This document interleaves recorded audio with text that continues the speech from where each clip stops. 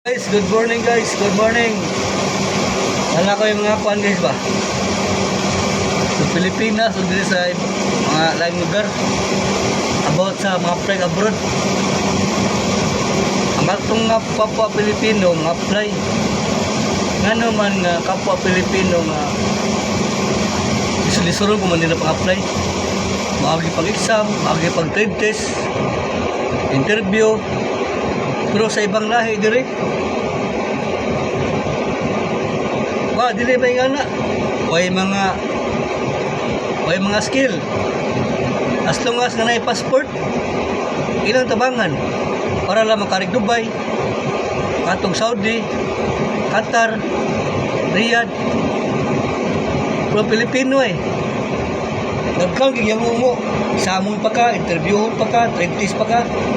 Nakapo ang Pilipino mo ta. Ayta. Dapat ito Pilipino magtinabangay. Magdinaot time sa noon. May nakadiferensya. Nag-ari ka sa mall, sa tuwa. Apply ka sa tuwa. Pinalag height. Dire, ang height with pleasing personality pa. Dire sa abroad guys. Dili magmatter ang height ug ang noun. Trabaho din, makapasok yung trabaho sa tuwa, mamili height, mamili pagwapo-gwapa, basta balos-los. Bagay ayo. Kapag ito, Pilipino, magtinabangay, ang mga trabaho, magdina-out tayo man noon, mga hanggaw, ayo.